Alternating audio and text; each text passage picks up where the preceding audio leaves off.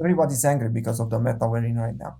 It looks like there's no response to the huge power of Shuri Red Skull deck, or for the stones and all the cards played so early in the Thanos deck. That being said, here are the top 5 worst deck cards in the game right now. Number 5. Professor X.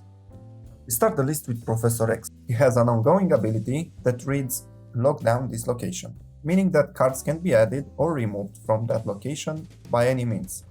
However, with his high cost being at 5 and pretty low power being only 3, his ability feels more like a gamble more often than not. You basically have to pray that the opponent doesn't play anything bigger on that location on the same turn. That being said, there are also ways to avoid his downside, and to do so, the most popular combos being Spider-Man on 4, blocking the opponent to play in a location, and then Professor X on 5 completely locking the same location. Or playing a Mr. Negative deck, making the Professor a 3-5, and playing him alongside other cost-reduced powerful cards, like Iron Man for example, securing that location no matter what the opponent plays. There are also ways to increase the power in the location even after it got locked, with cards like Nova, Iron Heart, or Spectrum that increase the power of cards that are already on the field, or with cards that add power to multiple locations like Mr. Fantastic, Omega Red, or Claw. All this being said, Professor X is right now too reliable on drawing the perfect hand and on the opponent not playing on the same location, and that's what earns him a spot on this list.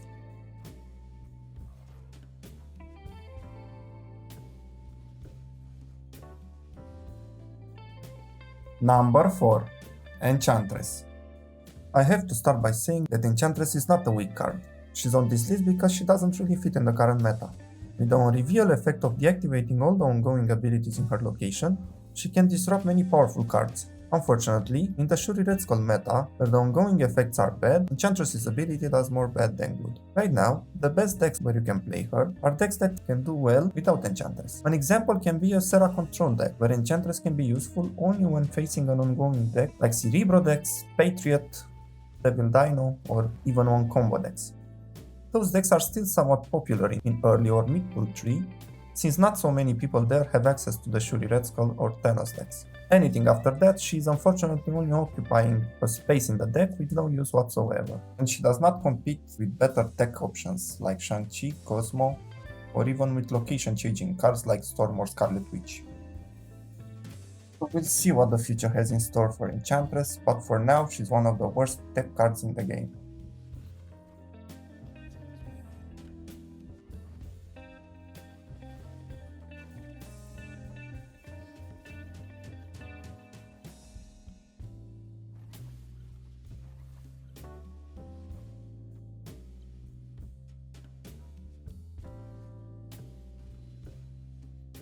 Number 3. Sandman. So, the number 3 on this list is Sandman. His ability enforces both players to play only one card each turn, which is a very powerful ability against decks that rely on playing multiple cards in the last turns. He was recently one of the cards receiving a buff, making him from a 4-cost 1 power card to a 5-5. Before the buff, he was not played because of his low power, consuming the entire turn 4 for only 1 power. Now, even though his power was increased to 5, with the cost also being increased by 1, is still not played because of the meta we're in. The most popular deck where Sandman can fit is a ramp deck, so that you are not affected by the downside of you only playing one card a turn. The best combo being Electro on 3, followed by Sandman on 4, and then Doctor Doom on 5 and Odin on 6, filling up the rest of the locations with Doombots. Since the buff, people have been trying to make him work, but with no success in the current meta, and this is why he's on this list.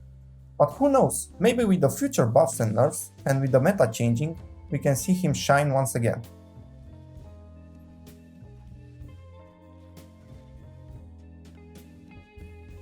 Number 2. Super Scroll.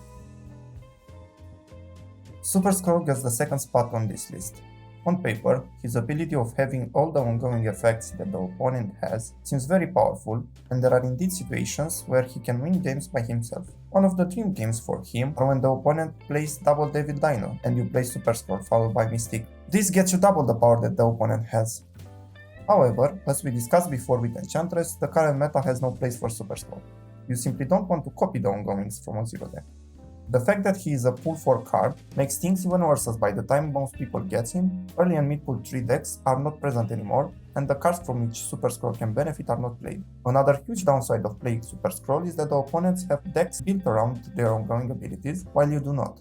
This doesn't leave many cards that are worth copying, with the best and arguably the only one being Iron Man, which is not played right now. Copying anything else does not guarantee you any benefit, and this is why Super Scroll is number 2 on this list.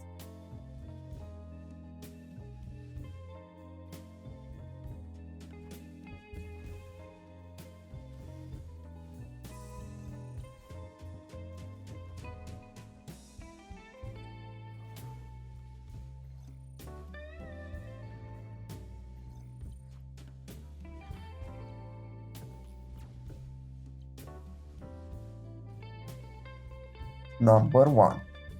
Leader. You've seen the thumbnail. I guess there's no surprise that Leader gets the first place. It's not just the worst tech card in the game, it's the worst card. Leader was hit hard when he was nerfed. From the most powerful card in the game and one of the few who could be played in any deck with no downside, with only one patch he became virtually unplayable. Before the nerf, Leader was a 6-cost 3-power card with the ability of playing the same cards that the opponent played on this turn.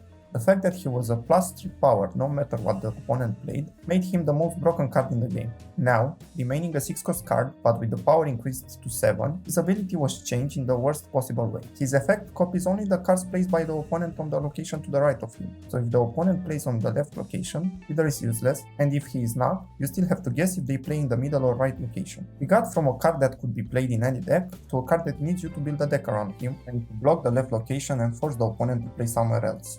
And even then, there are a lot of better options to be played. You definitely need to see another change to Leader, by either lowering his cost allowing him to be played earlier into the game, or on the final turn, but also with another card, or by changing his effect once again. Until then, he remains the worst card in the game.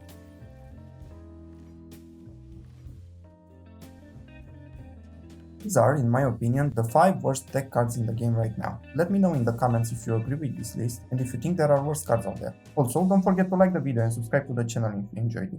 You can also check out the other videos on this channel. See you on the next one.